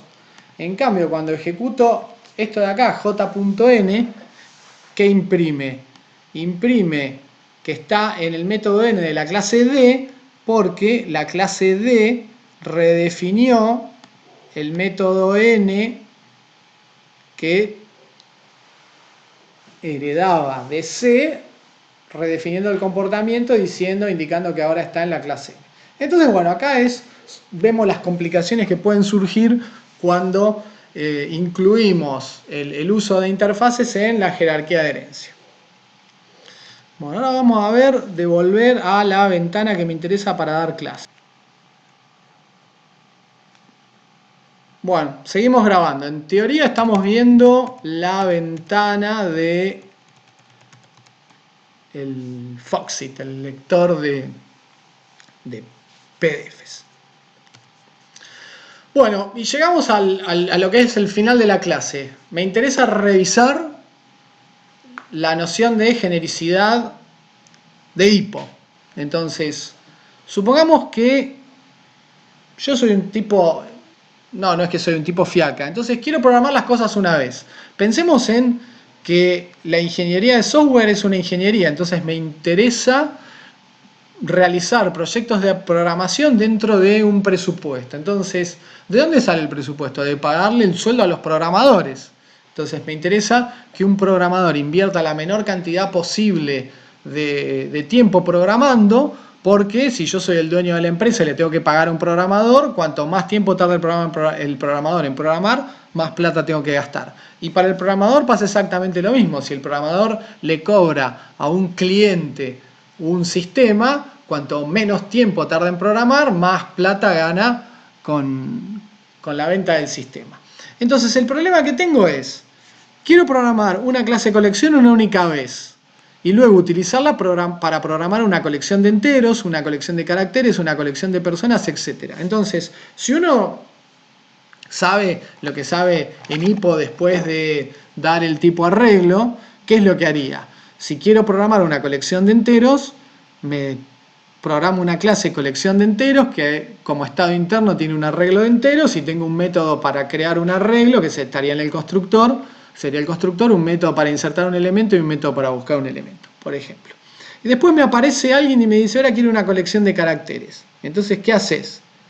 Decís, como soy medio chancho, agarro y copio y pego el código de la colección de enteros y en todos los lugares donde decía int, pongo char. Listo, decís, lo resolví. Y ahora viene alguien y me dice, ahora me tenés que programar una colección de personas. Entonces, como sigo siendo chancho, ¿qué agarro? Agarro cualquiera de las dos clases anteriores, copio y pego en el editor de código fuente y cambio de vuelta todo donde decía int en la colección de enteros, le pongo persona. Y listo, zafé.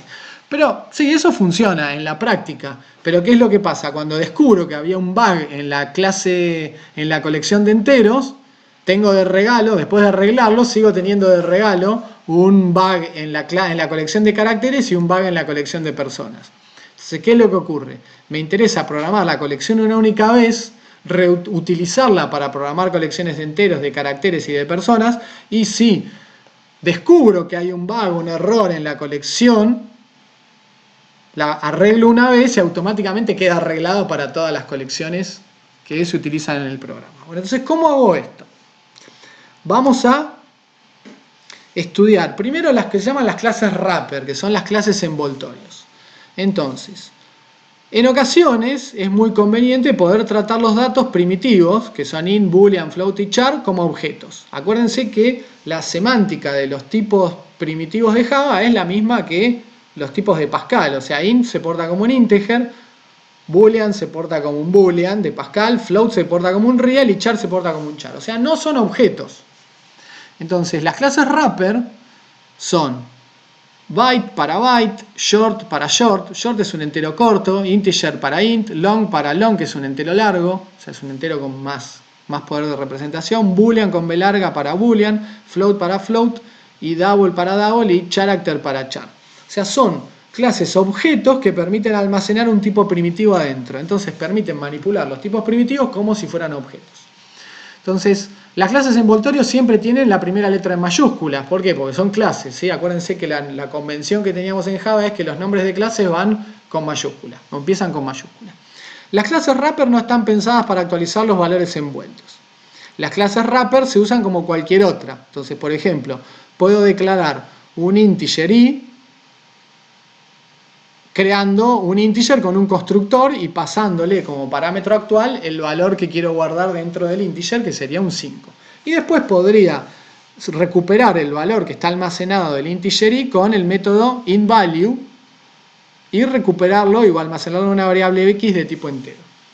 Las clases wrapper no tienen setters, o sea que no las puedo utilizar para cambiar el valor que tienen almacenado. Pero, ¿cómo funciona esto? Supongamos que yo no me enteré de que existe la clase integer con I mayúscula y quiero programar una clase entero que, ahí se me quejó el antivirus, una clase entero que almacene un int adentro. Entonces tendría que tener un atributo valor de tipo int que fuera privado, un constructor que recibe un x de tipo entero, fuera público el constructor, y almaceno ese parámetro x en valor. Y tendría un getter que me permite recuperar el valor de ese atributo. Entonces getValor devuelve un entero y retorna valor. Es muy sencillo. Entonces para utilizar esto habría que hacer algo así. Declarar una variable e de tipo entero, asignarle un objeto entero con un 8 adentro, por ejemplo. Entonces la situación que tendríamos en ejecución sería esto. Tendría una variable e de tipo entero, como es de tipo clase, almacena una referencia, que lo dibujo con una flechita, y apunta a un objeto de tipo entero que el valor del atributo valor es un 8. Todo bien.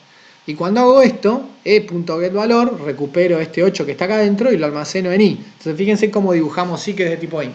Y lo dibujamos como dibujábamos las variables en RPA, ¿sí? Con semántica por valor, mientras que los objetos tienen semántica por referencia, porque el estado interno, una variable de tipo objeto almacena la dirección de memoria del objeto que está alojado en algún lugar del heap, la parte de la memoria del ambiente de ejecución donde se almacenan los objetos. ¿Estamos?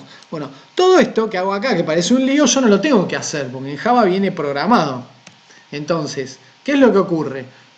Yo declaro una variable e de tipo integer, le asigno un objeto de tipo integer, entonces a e, ¿qué es lo que pasa? Apunta a una variable, a un objeto de tipo integer, que tiene un atributo sospecho que se llama value, almacenado adentro, que tiene un 8. Y cuando yo lo quiero pasar a un int, que son las cosas que conozco de Hippo, lo único que hago es a él le pido int value y me devuelve ese 8 que tiene almacenado adentro. Entonces se llaman envoltorio, ¿por qué? Porque son una cajita que envuelven, se llaman wrapper o envoltorio porque son objetos que envuelven un tipo primitivo y permiten de esa forma manipular los tipos primitivos como si fueran objetos. No desesperen que la cosa se va a simplificar. ¿Qué es lo que pasa? Descubrieron que los diseñadores de Java que estas cosas había que hacerlas durante mucho tiempo. O sea, cada vez que yo quería mezclar tipos primitivos con tipos objetos había que estar todo el tiempo envolviendo y desenvolviendo. Entonces, en versiones posteriores del lenguaje se creó la noción de envoltura automática o autoboxing, o la versión de desenvoltura automática o unboxing. Entonces, ¿qué es el autoboxing? Es la conversión automática entre tipo primitivo y tipo wrapper. Acá este primitive me lo cambió el corrector ortográfico. Entonces, fíjense, si yo tengo una variable i de tipo int y le asigno un 8, y ese i lo asigno a un x de tipo integer, acá da la sensación de que estamos mezclando zapallos con batatas, ¿sí? Estamos mezclando tipos distintos, y de hecho lo estamos haciendo. Pero ¿qué es lo que ocurre? Cuando esto se compila a lo que teníamos antes, o sea, se compila a esto de acá. ¿Estamos?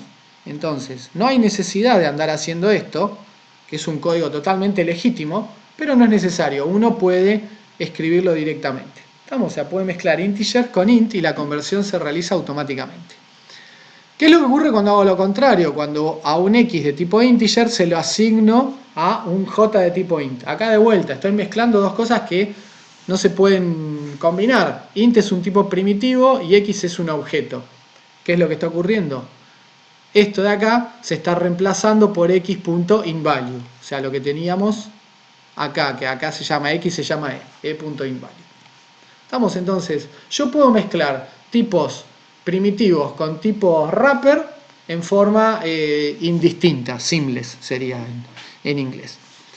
Hay que tener cuidado, porque esto es una tentación que tienen todos los alumnos. Las clases wrapper no sirven para simular pasaje de parámetros por referencia. Tienen un ejercicio en la práctica donde se les pide que escriban un programa en Java para probar que las clases wrapper no sirven para tener pasaje de parámetros por referencia. ¿Estamos?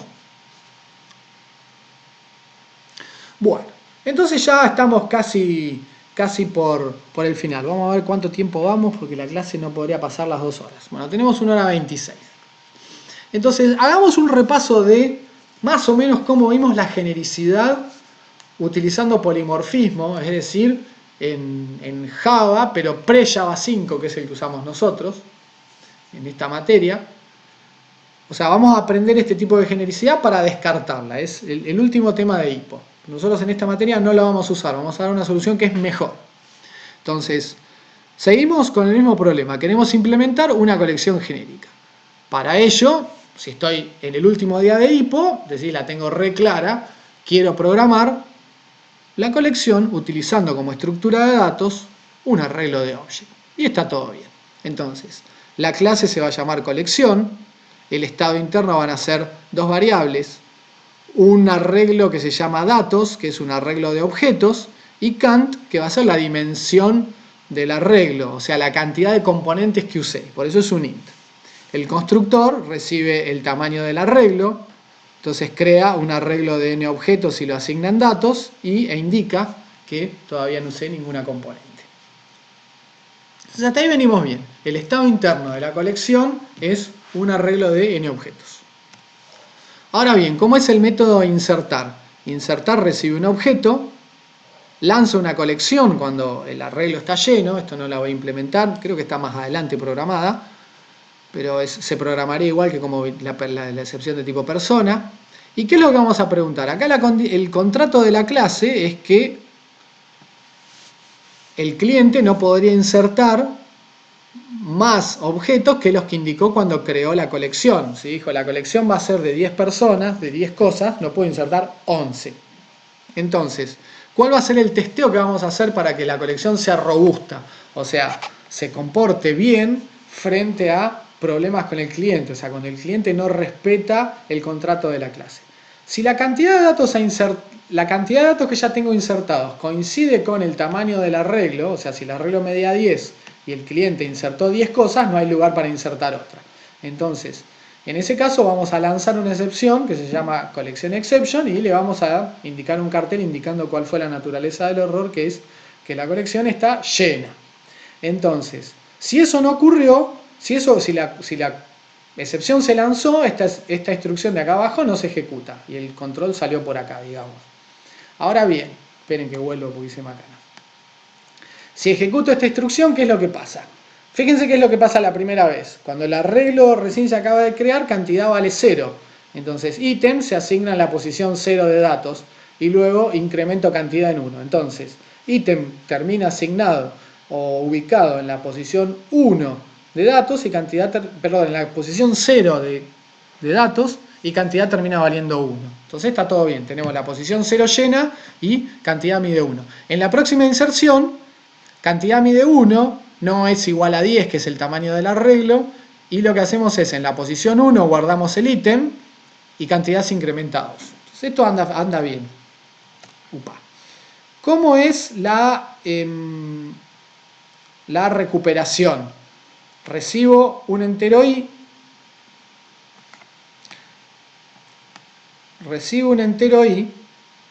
que es la posición que quiero recuperar, y devuelvo un objeto, porque el arreglo de objetos es el estado interno de la colección. El problema se da cuando i no está entre 0 y el tamaño del arreglo. Entonces, y la cantidad de elementos que utilicé. Entonces, si i fuera negativo o i fuera mayor o igual que la cantidad de elementos que utilicé, fíjense que cuando tengo 4 elementos, las posiciones válidas son 0, 1, 2, 3. Entonces, si viene negativo hay problema, y si i fuera 4, 5, 6, etc., también hay un problema. Entonces, en ese caso, se lanza una excepción diciendo que el mensaje es recuperar tuvo un problema, que el elemento en la posición i no existe. En el caso que esto no ocurriera, vamos a retornar la componente i del arreglo de datos. Y ahí termina la clase. Es muy sencillita esta clase. Bueno, ¿cómo utilizo esta clase que acabo de programar? Tengo que tener una clase que se llama test en un archivo que se llama test.java y tiene un programa principal. El programa principal tiene un try donde voy a la siguiente diapositiva. Lo que voy a hacer va a ser capturar un error asociado a si la colección se llenó, donde voy a imprimir el mensaje de la excepción y la secuencia de llamadas en la pila de registro de activación. Y el otro error que se puede producir es si hago un casting que no se podía hacer. Ahora vamos a ver en qué situación se puede dar. Entonces volvemos. Entonces fíjense cómo se utiliza esto. Voy a crear una variable de tipo que se llama conjunto de ints y se llama colección, y creo una colección de tamaño 5. Voy a insertar un 1 y un 2. Entonces, ¿qué es lo que pasa? Cuando yo quiero recuperar, recupero el dato en la posición 1 y lo que me devuelve la colección es un objeto. El objeto es algo de tipo object, estamos estáticamente, o sea, con el tipo que mira el compilador. Estoy apuntando en integer porque en realidad inserté un entero, el entero se convirtió en integer por autoboxing y ese integer se asignó en el arreglo de object, ¿sí? En una componente. Pero lo tengo que castear a integer, cosa que no me gusta. Y después ese integer, bueno, se hace un unboxing a un int y lo puedo imprimir. Cuando tengo una colección de caracteres es lo mismo. Declaro un objeto de tipo colección que se llama conch por conjunto de caracteres. Creo una colección de tamaño 5. Inserto una A y una B. Esta A, que es un char, se hace un autoboxing a un character. Ese character se asigna en una componente del arreglo de objetos del estado interno de la colección. Cuando los recupero pasa exactamente lo mismo. Tengo que castear a character e imprimo C. ¿Qué es lo que pasa? Yo podría hacer estas cosas que no quiero que se puedan hacer. Puedo declarar un conjunto que sea una colección, la creo de tamaño 5, inserto un 1, que se le hace un autoboxing como un integer y se asigna la componente 0 del arreglo de objetos. Después inserto una A, que como es de tipo char, se le hace un autoboxing a character, pero como character es subclase de object, se puede asignar tranquilamente la componente número 1 del arreglo de datos, y después inserto un booleano. True es de tipo boolean con B chiquita, se hace un autoboxing en un boolean de tipo boolean con B larga, que es una clase, y se asigna en la componente 012 del arreglo de datos, que como es un object no hay problema, porque los booleans son object, no hay problema. ¿Estamos? ¿Qué es lo que pasa? Cuando recupero un 1, bueno, el primer problema es que tengo una colección que es heterogénea, cosa que yo no quiero, yo quería una colección homogénea. Cuando recupero la componente número 1, es esta A, ¿sí? Esta es lo que se guardó en la componente 0, en la componente 0 se guardó un 1, en la componente 1 se guardó una A, en la componente 2 se guardó un true. Cuando recupero la 1, el cliente tiene que saber a qué tiene que castear, porque la colección le devuelve un object, entonces el cliente tiene que estar muy seguro de a qué tiene que castear. Entonces esto puede traer muchos problemas, fíjense. Si yo estoy en la colección de enteros y recupero el componente número 1, me va a devolver un entero y yo casteé a character porque me equivoqué. El cliente está programando, el programador que usa la clase cliente programa mal, se equivocó. Entonces, ¿qué es lo que va a pasar? Va a ocurrir esta excepción, la class cast exception. Entonces el control va a saltar acá y va a imprimir este mensaje de error. Java lang class cast exception, java lang.integer no se puede ser casteado a java lang.character, y ocurrió en la línea 28 de test.java. Entonces acá vemos que utilizar el método print stack trace de las excepciones está muy bueno porque me da una idea de en qué lugar del código están ocurriendo los errores. Entonces, ¿qué problemas tenemos acá? Tenemos varios problemas. No podemos garantizar que la colección sea homogénea y tenemos problemas a la hora de recuperar datos porque el cliente tiene que estar muy seguro de a qué tipo tiene que castear. Entonces, esta forma de programar no me gusta. Entonces, vamos a llegar a lo que vamos a utilizar, el código. Bueno, acá está discutido lo que dije recién, ¿sí? Problemas del acercamiento. Hay que realizar casting explícitos para recuperar elementos de un conjunto. No hay manera de garantizar la homogeneidad de los elementos del conjunto. Esto lo discutimos recién. Entonces vamos a llegar a la solución que provee Java para resolver todos esos problemas, que es la genericidad paramétrica. Vamos a ver cuánto vamos. Vamos 1 hora 36. Bueno, entonces Java 5.0 y posterior incluye un framework de genericidad para usar tipos de datos abstractos que evitan casting explícito. Vamos a tener lo que se llama un tipo genérico, que es un tipo que no es definido en compilación, sino en tiempo de ejecución, y permite definir una clase en función de parámetros formales de tipo que abstraen los tipos de algunos datos internos de una clase. Ahora vamos a ver un ejemplo y eso va a quedar claro. Dada una clase genérica, vamos a instanciar objetos usando parámetros actuales de tipo. Así que hago una pausita para tomarme un vasito de agua. Bueno, continuamos. A ver, acá. Entonces, vamos a hacer un ejemplo muy sencillo. Vamos a programar una clase para representar un par ordenado, o sea, dos componentes, x, y, para almacenar dos valores de cualquier tipo. La clase se va a hacer genérica, ahora vamos a ver por qué es genérica, se va a llamar pear, por par en inglés, esta clase está tomada del libro, y estará parametrizada en términos de los tipos de las dos componentes del par. Entonces, fíjense, la clase se llama, la declaramos con class, palabra reservada. Se llama pear, pero ahora tiene dos parámetros de tipo que se ponen entre menor y mayor y se separan por comas. Y los tipos son K y B. K es por key, y que es clave en inglés, y B de value en inglés, que es una convención del libro. Por ahora no interesa, los parámetros son mudos. Entonces fíjense, vamos a decir que vamos a tener un atributo key de tipo K y un atributo value de tipo B. Entonces, este K y B no están especificados cuando yo estoy escribiendo el programa. Y lo único que sé es que tienen el comportamiento y tienen los métodos de object, porque no sé más nada. Entonces fíjense, pear, que es el constructor, tiene un parámetro formal key de tipo K y un parámetro formal value, valor de tipo B, y lo único que hace es guardarse key en el atributo key, value en el atributo value. Entonces ahora, para complicárseles la vida, no solamente los procedimientos tienen parámetros formales, sino que además ahora las clases tienen parámetros formales que se llaman parámetros formales de tipo. Entonces yo voy a poder instanciar esos parámetros formales de tipo con parámetros actuales de tipo, que lo vamos a ver en las siguientes diapositivas. Y después tengo los getters acá, o sea, getKey devuelve un K retornando el valor del atributo key, que es de tipo K, y getValue retorna un B y va a retornar el valor de value, y como value es de tipo B, eso va a compilar perfectamente. Y después vamos a tener el método toString, que va a ser útil para convertir en string el contenido de un par para poder imprimirlo. Entonces va a retornar un corchete, el valor que tuviera almacenado en la clave, seguido de una coma, seguido del valor que tuviera almacenado en value, seguido de un corchete. Entonces, ¿qué es lo que pasa? ¿Cómo vamos a utilizar esta clase pear? Vamos a utilizar la clase par ordenado para crear un par de tipo string con número real, y le vamos a almacenar el par Sergio por mi nombre y 3,14 por pi.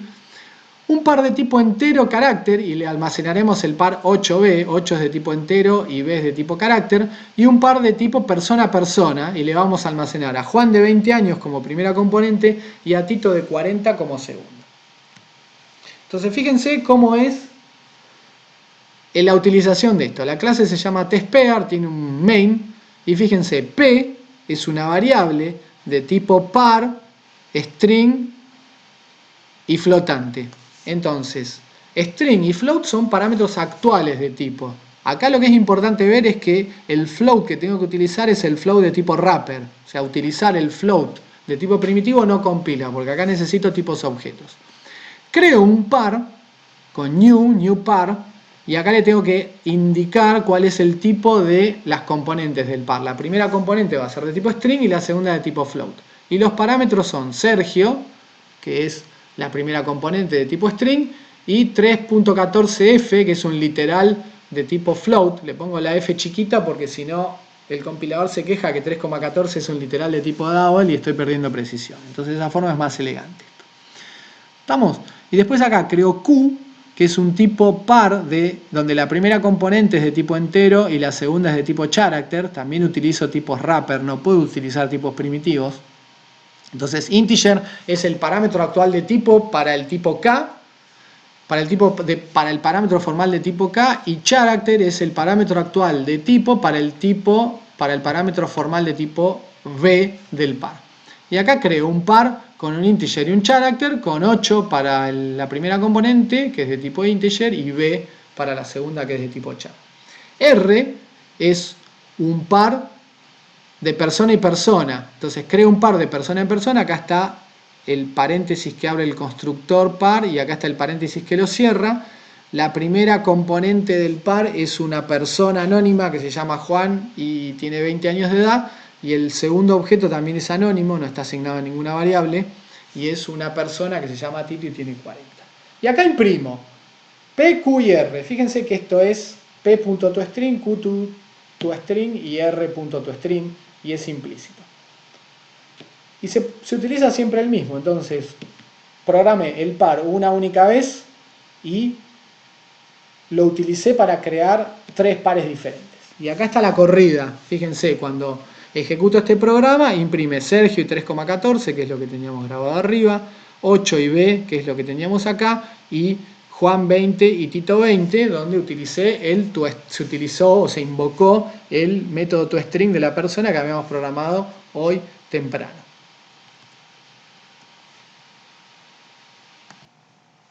Bueno, entonces, para redondear, ¿qué es lo que nos falta ver? Estoy perdido. Acá. Nos falta ver ahora cómo implementar la colección utilizando genericidad paramétrica. Entonces, vamos a implementar una colección genérica, vamos a utilizar como estructura de datos subyacente un arreglo de elementos de tipo E, y vamos a crear un conjunto de enteros con el contenido 1, 2, y luego un conjunto de caracteres con los elementos AB, tal cual como lo habíamos hecho con la colección de objects de hoy temprano. Pero vamos a ver cómo queda con esto, que queda mejor. Entonces tengo la clase colección exception, que extiende exception, igual programada como hoy en un archivo que se llama coleccionexception.java. Ahora vamos a tener una interfase que se llama colección, parametrizada con el tipo de los elementos de la colección, que siguiendo la convención del libro le ponemos C, pero se le podría poner elemento como hacían en Java, en Hippo, perdón. Va a tener un método insertar que recibe un ítem de tipo E y lanza una excepción cuando la colección se llenó, y vamos a tener un método recuperar que recibe un I y en lugar de devolver un object ahora devuelve un E y lanza una excepción cuando I no estaba en los valores que a uno le interesa. Entonces la clase se llama colección con arreglo, recibe un parámetro formal de tipo E, que es el tipo de los elementos que quiero guardar en esa variable que se está declarando, e implementa la interfaz colección. Esto va a estar en un archivo de código fuente que se llama igual que la clase que estoy creando, o sea, colección con arreglo. Y los atributos son iguales que hoy. Tenemos cantidad de tipo entero, que indica cuántos elementos tengo almacenados, y datos, que es un arreglo de E.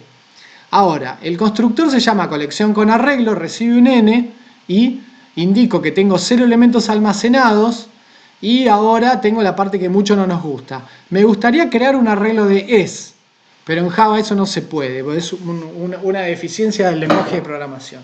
Entonces, eso también está explicado en el libro, si lo miran.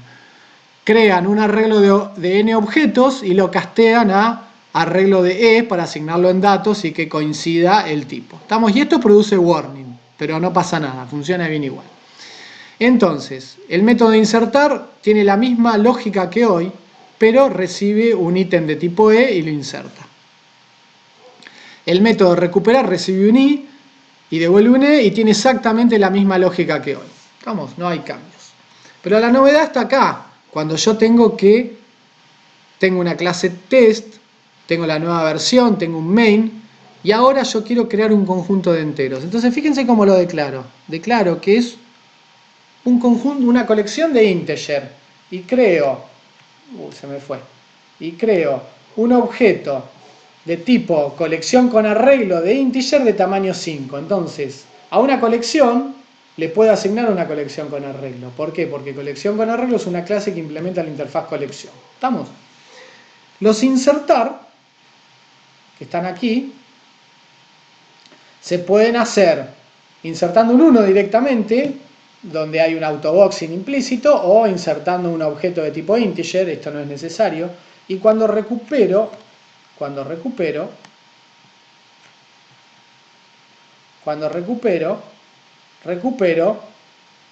un int, un integer, y no necesito hacer casting. De la misma forma, cuando creo una colección de caracteres, creo una colección de character, le asigno un objeto de tipo colección con arreglo de character, inserto una A y una B, y cuando recupero un character, y no hay necesidad de hacer castings. ¿Por qué?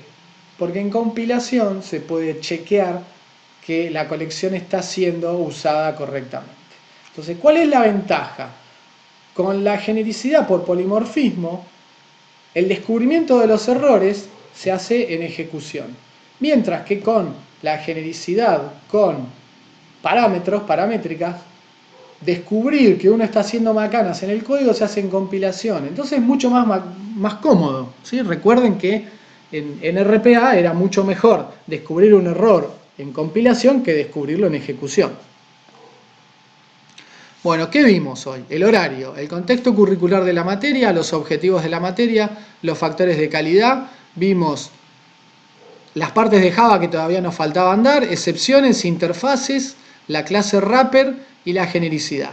Esta clase está basada en los capítulos 1 y 2 de Goodrich y Tamassia.